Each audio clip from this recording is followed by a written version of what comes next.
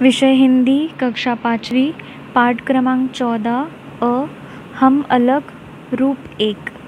अब यहाँ पे सबसे पहले स्पर्श व्यंजन किसे कहते हैं ये देखते हैं। प से लेके म तक के व्यंजन स्पर्श व्यंजन कहलाते हैं, क्योंकि इनका उच्चारण हमारे मुंह के विविध अंगों के स्पर्श से होता है, इसलिए इसे स्पर्श व्यंजन कहते हैं। इनको वर्गों में बांटा गया है। अब देखें कैसे बांटा गया है। क वर्ग, च वर्ग, ट वर्ग, त वर्ग और प वर्ग। अब क वर्ग में कौन से व्यंजन आते हैं? क, ख, ग, घ, अ। च वर्ग में च, छ, ज, झ, ञ। ट वर्ग में ट, ठ, ड, ढ, न। त वर्ग में त, थ, द, ध, न। प वर्ग में प, फ, ब, भ, म। ये व्यंजन आते हैं। अब यहाँ पे देखिए, ये जो बॉक्स किया है वहाँ पे कुछ अक्षर लिखे हैं, इन्हें पंचमाक्षर कहते हैं। क्यों? क्योंकि ये 5वें स्थान पे आते हैं, इसलिए हमें पंचमाक्षर कहते हैं। अब यहाँ पे देखिए क, ख, ग, घ और उसके बाद अह, मतलब ये 5वें नंबर पे आता है, इसलिए इसे पंचमाक्षर कहा जाता है। पंचमाक्षर कौन से? देखो, अंग, न, न, न और म। ये क्या है? पंचमाक्षर है। इनका उपयोग शब्दों में करते समय अनुस्वार मतलब शिरोरेखा के ऊपर बिंदी लगाकर किया जाता है। मतलब किसी भी वर्ण के ऊपर बिंदी लगाकर इसका उपयोग किया जाता है। ये अपने ही वर्ण के शेष 4 वर्गों में से किसी भी वर्ण से मिले तो अनुस्वार इनके पहले वाले वर्ण पर लगता है। ज़रा ध्यान से सुनिए। ये अपने ही वर्ण के शेष 4 वर्गों में से किसी भी वर्ण से मिले तो अनुस्वार इनके पहले वाले वर्ण पर लगता है।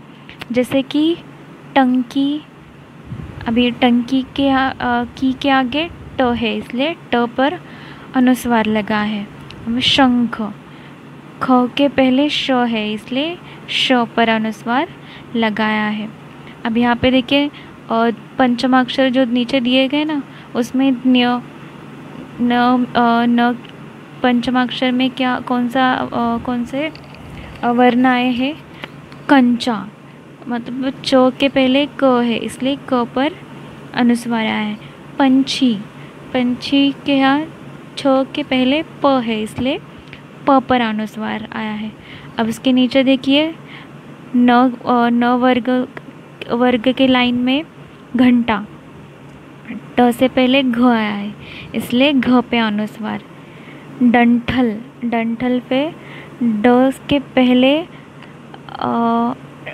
ठ के पहले ड आया है, इसलिए ड पर अनुस्वार आया है। उसके बाद न की लाइन में संतरा, अब त से पहले स आया है, इसलिए स पर अनुस्वार लगा है। उसके बाद संदूक, अब द से पहले स आया है, इसलिए स पर अनुस्वार लगाया है। अब म की लाइन में चंचा, च से पहले च है, इसलिए च पर अनुस्वार लगाया है। उसके बाद गुम्फन, अब यहाँ पे फ से पहले ग है, इसलिए ग पर अनुस्वार लगाया है। अब यहाँ पे देखेंगे कौन सा शब्द, कौन सा वर्ण कौन से वर्ग में आता है। तो यहाँ पे देखिए टंकी, शंख, पतंग, कंघी। अब ये सारे वर्ण क वर्ग में आते हैं और इनका पंचमाक्षर है अंग, क्योंकि पहले हमने देखा था ना कि क से पहले ट है, इसलिए ट पे अनुस्वार है। ख से पहले श है इसलिए श पर अनुस्वार। ग से पहले त है इसलिए त पर अनुस्वार। घी से पहले क है इसलिए क पर अनुस्वार। तो ये सारे क वर्ग में आते हैं और इनका पंचम अक्षर है अंग। उसके बाद नीचे की लाइन पे कंचा, पंछी, जंजीर, झंझावात ये च वर्ग में आते हैं और इनका पंचम अक्षर है न। अब उसके बाद नीचे की लाइन है घंटा, डंठल, डंडा, पंढरपुर ये ट वर्ग में आते हैं और इनका पंचम अक्षर है न। अब उसके नीचे की लाइन संतरा, ग्रंथ, संदूक, कंधा ये त वर्ग की लाइन में आता है और इनका पंचम अक्षर है न। अब आखिर में चंपा, गुम्फन, कंबल, खंबा ये प वर्ग में आते हैं और इनका पंचम अक्षर है म। ये चार्ट आप अच्छे से समझ लीजिए तो आपको बाकी सब आ जाएगा। कुछ भी मुश्किल नहीं है, बहुत इजी है, बस ये चार्ट आप ध्यान में रखिए। ब जुग जुग गाड़ी। अब यहाँ पे देखिए कुछ बच्चों ने जुग जुग गाड़ी बनाई है और वो खेल रहे। तो चलो देखते हैं इन्होंने ये जुग जुग गाड़ी कैसे बनाई है। रविवार का दिन था, पाठशाला में छुट्टी थी। आसपास के बच्चे इकट्ठा हो गए। वर्ष उनमें सबसे बड़ा था। उसने कहा, चलो जुग जुग गाड़ी खेलते हैं। सभी बच्चे उछल पड़े। वर्ष ने कहा, पहले मैं हाजिरी लूँगा। सभी 1 2 3 बोलो। हाजिरी में 1 से 24 तक उपस्थित थे। अब यहाँ पे देखिए रविवार था मतलब संडे का दिन था तो स्कूल को छुट्टी थी।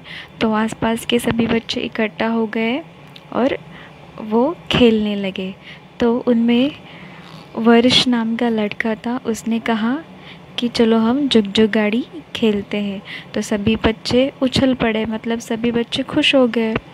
फिर वर्ष ने कहा, पहले मैं हाजिरी लूँगा। हाजिरी मतलब प्रेजेंटी। सभी 1 2 3 बोलो। वो बच्चों से बोलता है कि सभी 1 2 3 बोलो, जैसे हम स्कूल में प्रेजेंटी लेते हैं ना वैसे। हाजिरी में 1 से 24 तक उपस्थित थे। अब यहाँ पे देखिए 1 से 24 तक बच्चे वहाँ पे थे। वर्ष बोला, मेरा क्रमांक 25 हुआ। अभी सारे बच्चे 24 हो गए ना, तो वर्ष का क्रमांक 25 हुआ। अब मैं सबको संख्या के अनुसार नाम दूंगा।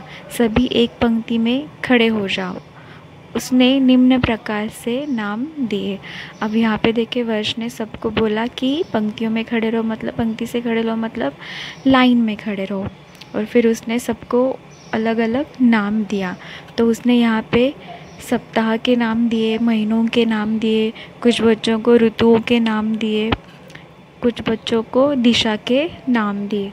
अभी देखते कैसे कैसे नाम दिए। नंबर 1 को दिया चैत्र, फिर 8 को दिया कार्तिक, 5 श्रावण, 2 वैशाख, 7 अश्विन, 4 आषाढ़, 18 अग्नेय, 6 भाद्रपद, 10 पौष, 15 नैऋत्य। अब यहाँ तक जो नाम दिए थे वो महीनों के नाम थे। अब यहाँ पे 15 से आगे नैऋत्य एक दिशा है।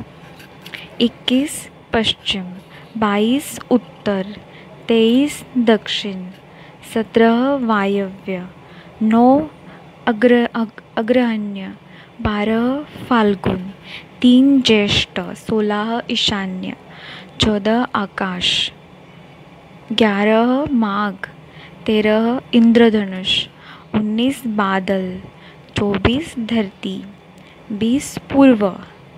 वर्ष इंजन बन गया। अब इसके आखिर में वर्ष इंजन बन गया। सभी बच्चे उल्टे क्रम से अपना क्रमांक और नाम बोलते हुए इंजन के पीछे जुड़ते गए। बाद में 6 बच्चे और जुड़ गए। इस तरह शुरू हो गया जुग जुग गाड़ी का खेल। तुम सभी भी जुग जुग गाड़ी का खेल खेलो। यह खेल गर्मी, वर्षा, सर्दी हर मौसम में खेल सकते हैं। अब यहाँ पे देखो, वर्ष ने क्या किया, सबको अलग अलग नाम दिए उल्टे क्रम से। और मतलब एक डिब्बे में 6 बच्चे, फिर दूसरे डिब्बे में भी 6 बच्चे, ऐसे 6 बच्चे का ग्रुप बनाया और उसके रेल के डिब्बे बनाए और वो खुद इंजन बन गया। और उसके पीछे पीछे सभी बच्चे आगे आगे जाने लगे और जुग जुग गाड़ी खेलने लगे। तो आप भी आपके दोस्तों के साथ ये खेल घर पे भी खेल सकते हैं।